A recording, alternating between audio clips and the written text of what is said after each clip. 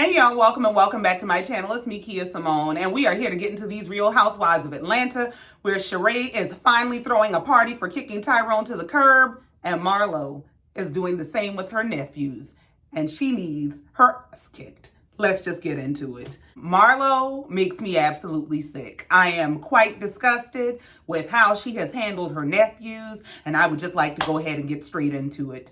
Before we do, please be sure to like, share, comment, and subscribe if you've not already. That's it. Let's just go. So the episode opens up with Sheree going to her daughter's podcast, which is a sex talk podcast. And they start out talking about different positions. Okay.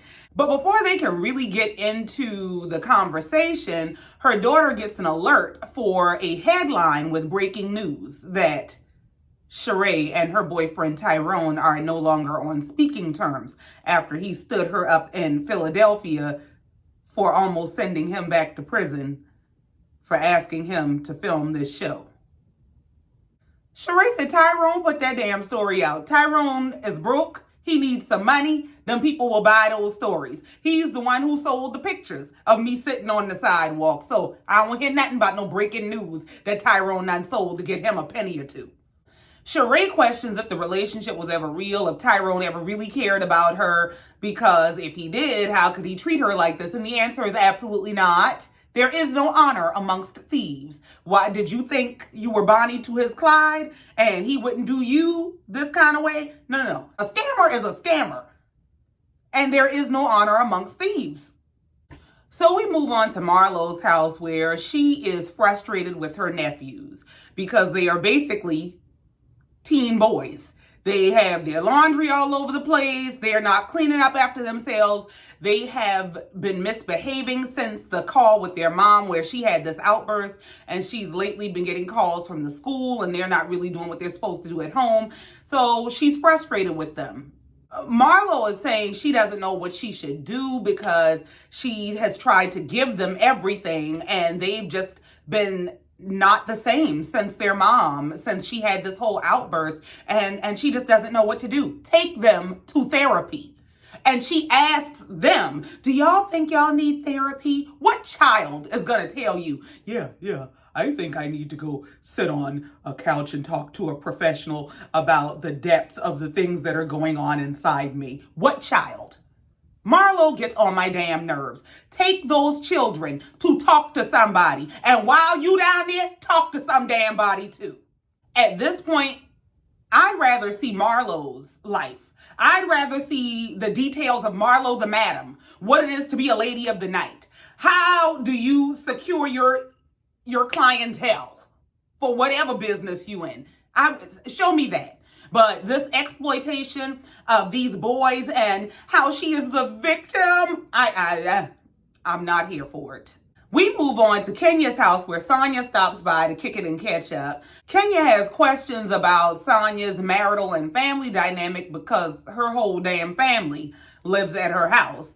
And she's saying how it kind of can feel like how it felt when she was back in college, because she has to sneak with her own husband in her own house because her parents are there.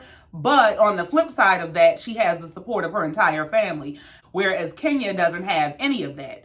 And while they're talking about that and how Kenya never intended to be a single mom, Candy FaceTimes.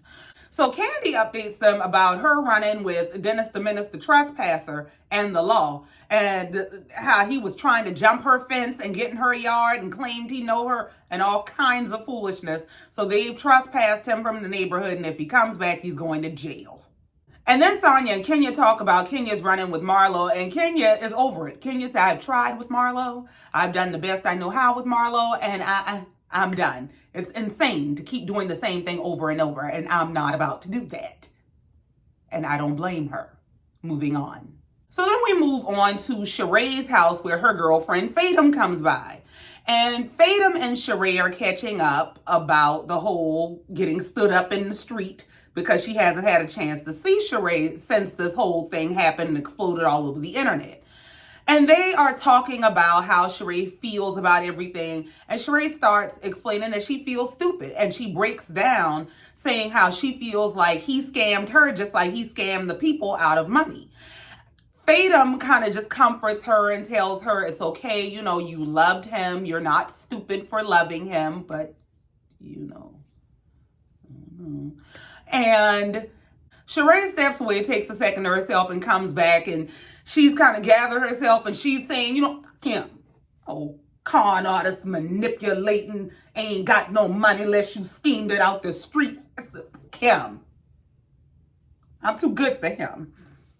And Fatum said, yeah, girl, we had kind of been saying that. We had our own group chat saying that, but we glad you caught up. So we move on from there to seeing Drew with her mom at the nail shop getting pedicures. Let me tell you something. First of all, I'm tired of seeing Drew dogs on my TV, okay? Okay? I don't have these people deducting money from my card every month for all these streaming apps to see her dogs every week. I'm tired of seeing her dogs on my TV. And the first thing she's telling the lady in the scene is to cut her toenails all the way down because her husband is complaining about getting cut by... Man, God, just keep something to yourself sometimes. Damn. So Drew and her mom are catching up about everything that's going on in Drew's life. Drew lets her know that Ralph is writing a book about being a step-parent that is supposed to help other people with being step-parents and blending their families and encouraging them through that process. But the question that she and her mom have, why has he not yet adopted Drew's son? And Drew has an issue with him putting this book out, with them having this unresolved issue of him adopting her son. And according to Drew, Ralph has told her that the reason he hasn't adopted her child is because it's a respect thing as men between him and the child's biological father.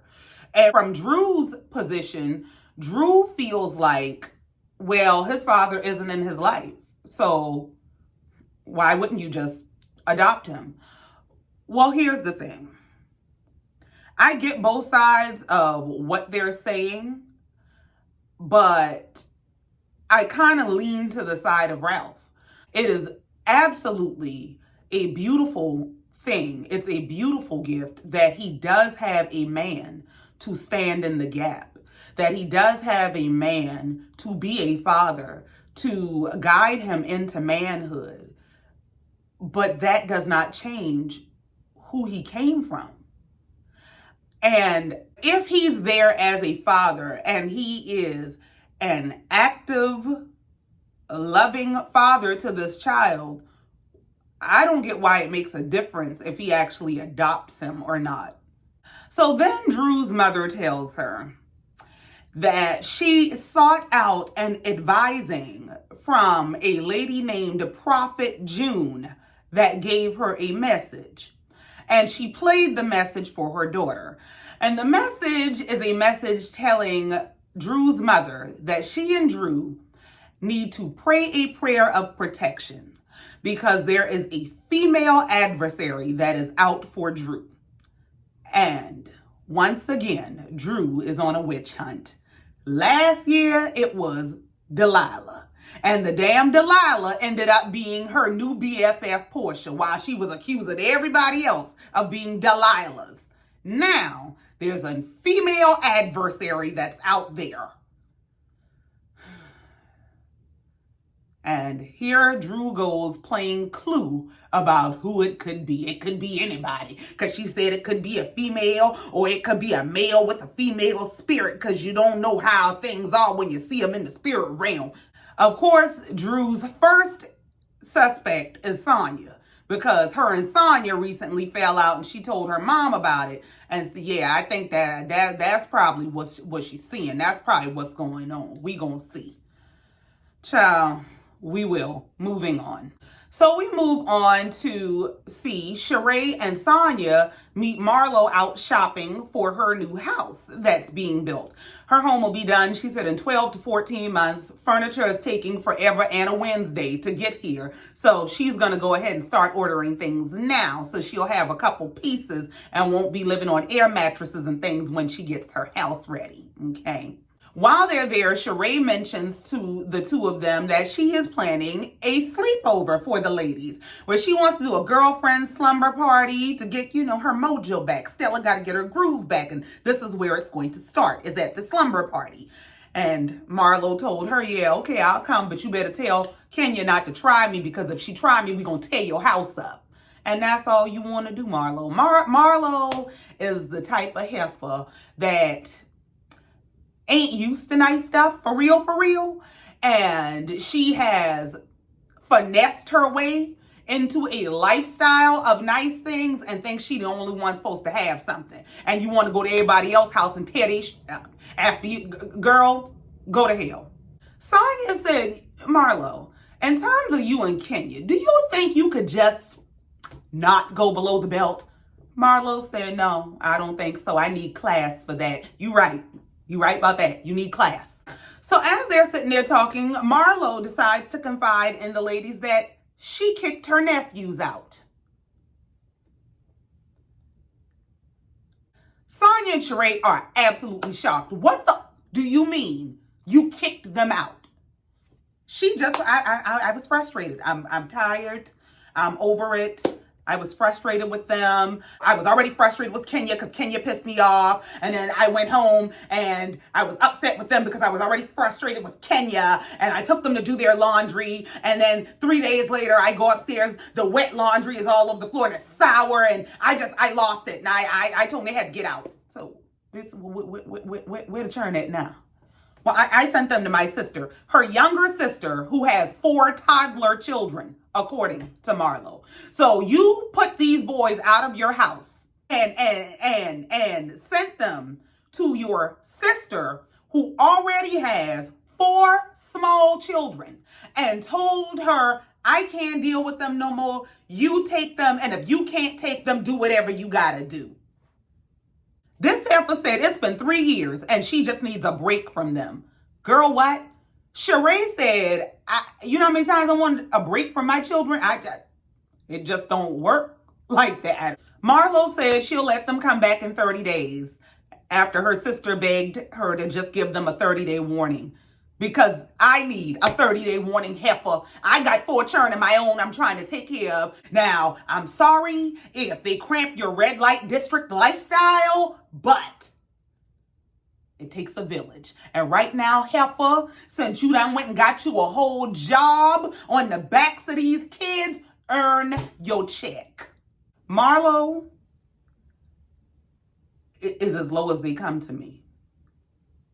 The fact that she would sit her ass on this TV and exploit these children. She would exploit her sister and whatever mental health issues she's dealing with, about how crazy she acted. And she would exploit these children about every wrong thing they've done in school and every wrong thing they've done at home so that she can be the martyr and the victim. Marlo can go to the lowest chamber of hell.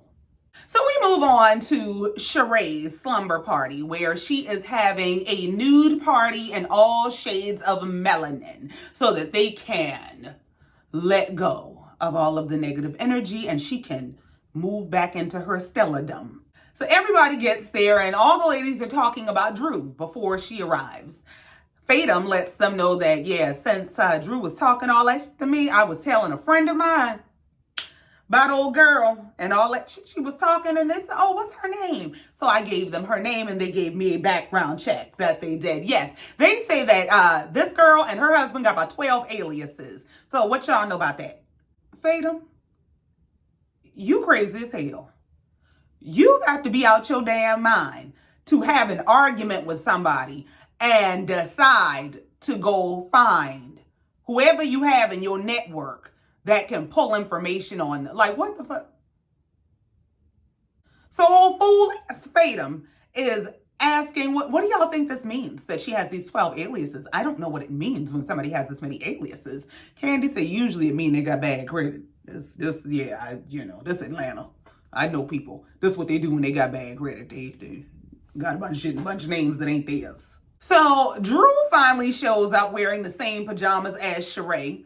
Following her, here comes our newest empty nester, Marlo. Sure is. Kenya said, here comes Sasquatch in a wig and I'm so unbothered. Oh my, Kenya, I never liked you so much. And then here comes Lisa Wu from season 1. Looking like Meryl Streep and Death Becomes Her. What the hell is in your face, girl? I'm sorry. Lisa is entirely too pretty for whatever she has done to her face. Lisa was absolutely beautiful. Lisa's still a very pretty woman, but I don't know what the hell she done stuffed her face with. But stop. Now that everybody has arrived, they have the nude models come out for this sip and see and paint.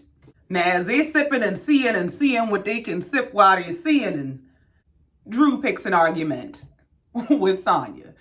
So Drew says, yeah, I was talking to Ralph, and Ralph mentioned that you came up to him to talk about your issue with you and your husband wanting another baby or not.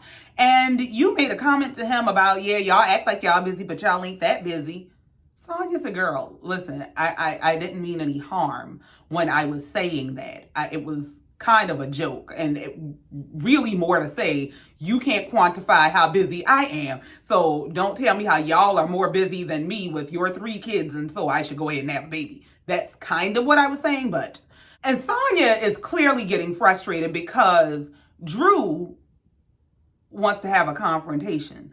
My thing is, everything does not require a confrontation. That could have been a conversation between you and your husband. Okay, I see her, I peep game, let's move on. Everything doesn't require a confrontation. And that's what Sonya is trying to tell Drew. She's like, listen, why would your husband come tell you this foolishness for you to come back to me with this? Well, he was only trying to help. She said, how does that help though? To come tell you, oh, she was saying it like this for you to come back to me with this. You know, all I said to him, and then Sonya mixed their names up. And Drew goes, Drew said, did Drew say or did Ralph say? Sonya said, I don't know. Y'all got girl names and boy names, and they both y'all got boy names. I don't know. I don't know who was who in your marriage. One of y'all. Drew said, oh, so you coming for my name now? Sonya said, I'm coming for another seat because I'm getting away from you. I'm not here for this. I didn't come here to argue. I came here to have a good time. So bye.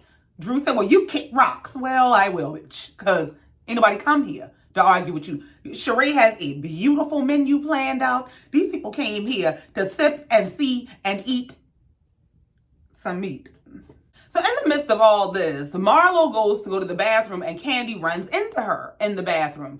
Well, as they're in the bathroom talking, Marlo mentions to Candy that, yeah, I put the boys out. I just told them they had to get the fuck out. I just put them out. Candy said, girl, what?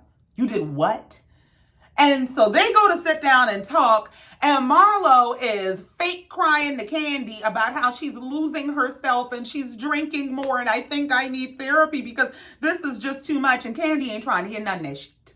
Candy said, how could you just put them out? What do you mean you just put them out? How could you bring yourself to say, y'all got to get the fuck out? How do you say that to these children? How? Marlo gave her some she'll be coming round the mountain when she come twisting, turning bullshit story about how she is just so overwhelmed, especially with the ladies, and the ladies judge her about giving them everything. And what do y'all think? I should just have food stamps? I don't understand. And then I just get overwhelmed and I get upset in my feelings and it's just too much and it's just all too much. Candy said Marlo should have been prepared to put her own feelings aside when she took those children into her house. I'm just not buying any of this. She's the victim of her throwing her nephews in the street. I'm just not buying it. As far as I'm concerned, Marlo the martyr can go to hell. See, the thing is, if these were absolute strangers, if this was just a random foster home that these children had been placed in, and their foster parents did this and just threw them out and told them they had to get the out and just drop them into another home, it would be newsworthy, not entertainment. This is exploitation is what it is. And Marlo needs to be dragged by the edges she don't have.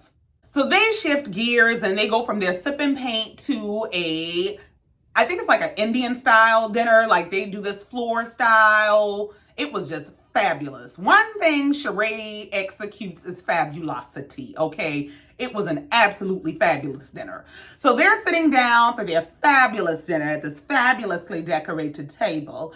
And they decide to do this yes queen exercise, which is where everybody goes around the table and says something positive, and in response to the positive statement, the rest of the ladies go, yes queen.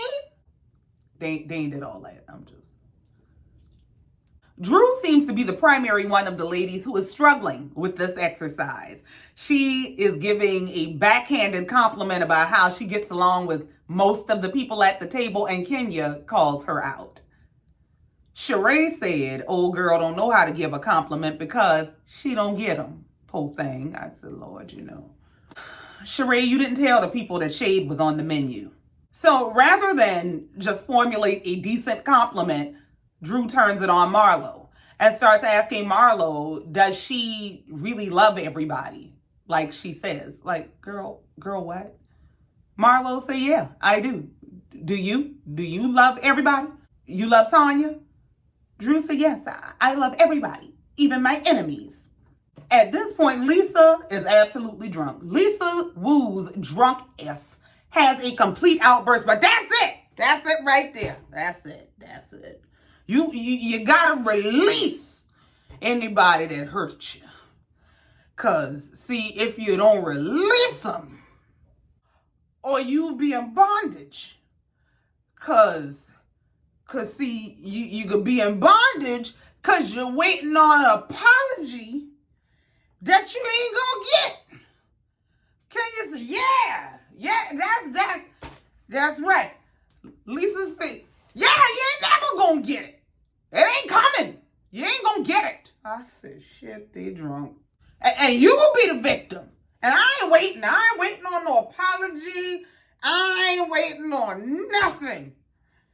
Sonya tried to interject to say something, add something to the conversation. Lisa said, I'm still talking.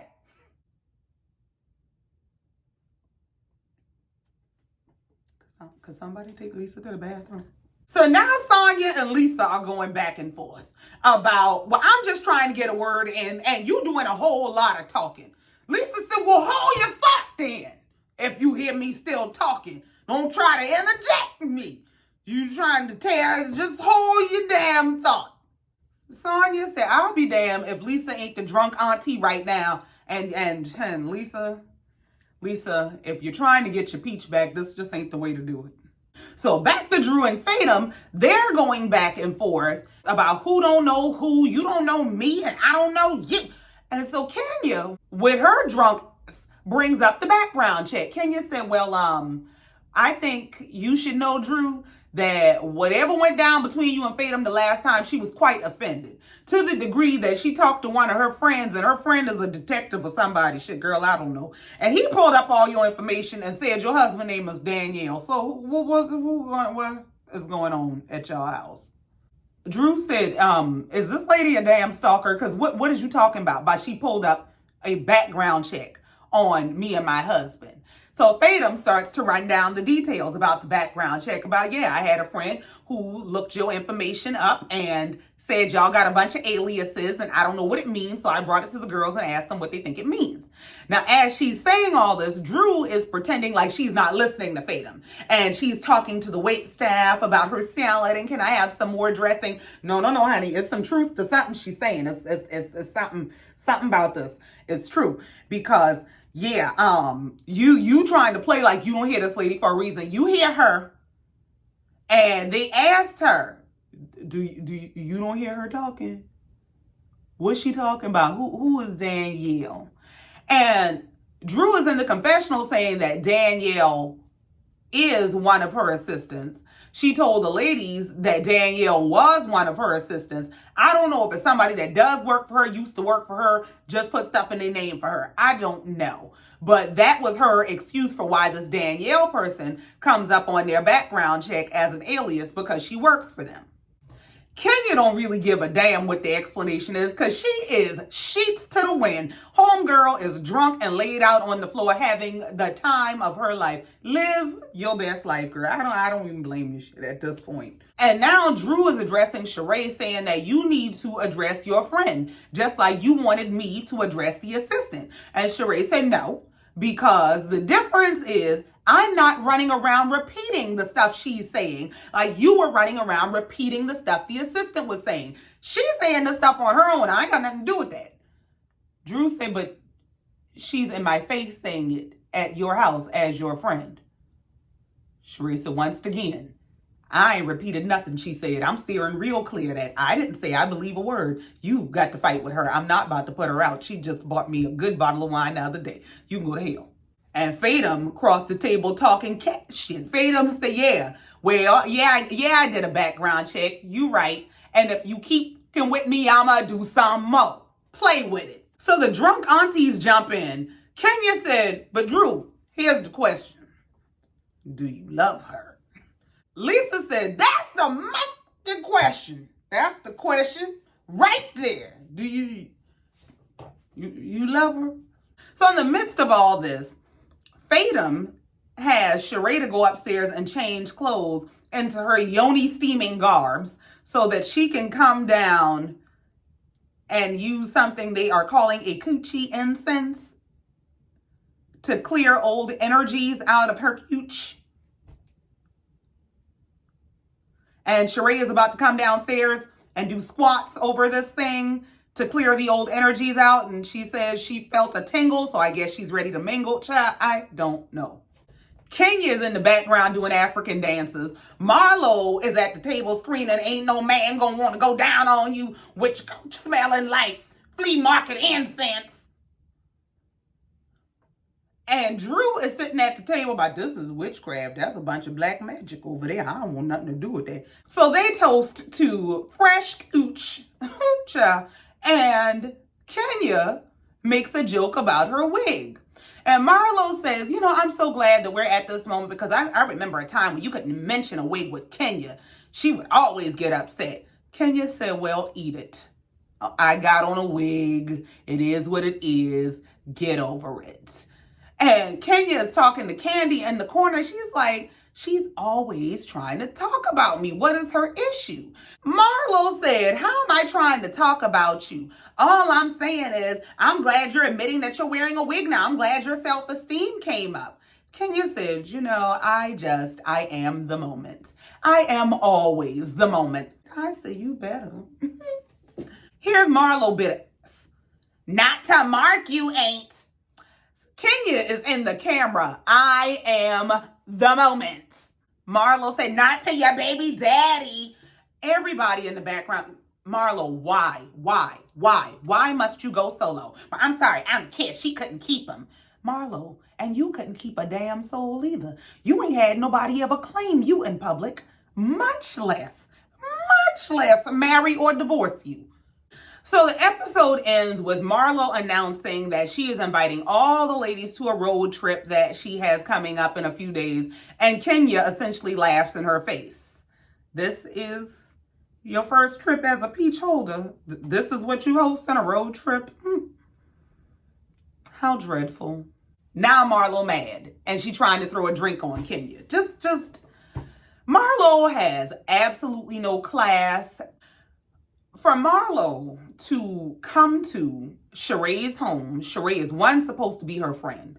Sheree, secondly, has an absolutely beautiful home. I mean, I don't care what kind of home she had. It's her house. It's her home. It's her sanctuary. And for you to come to her house with this premeditated energy of wanting to attack somebody and being prepared to tear her house up, after y'all just discussed that it costs her upwards of $40,000 just to do her living room, you's a hater. You the kind of person who don't like nobody to have anything. It literally bothers Marlo to the depths of her soul that she is among women who are unimpressed by her lifestyle. That's why I think she's always going for Candy and the fact that she is under her tax bracket, and Kenya and the fact that, oh, you slept with all these rappers but you couldn't secure none. Marlo wants to be in charge of the girls and she can go to Harlem Nights hell. But that is where this episode came to an end. And then they show us the mid-season trailer where we see that Sheree is going to be trying for the I don't know how manyth time to launch She by Sheree, and it looks like she still ain't gonna have all her products. Child, it's about to be a time. Marlo is coming for Candy for taking care of her man, and Candy is telling her, baby, get one, and then we can talk.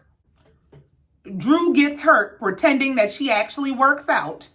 And finally, Marlo's mama is coming to town, and Tyrone is too. I guess the TV show ain't a probation violation no more.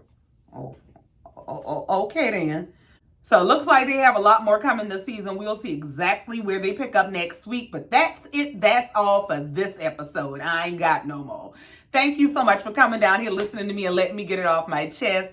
Please be sure to like, share, comment, and subscribe. And as always, love you, mean it. Bye.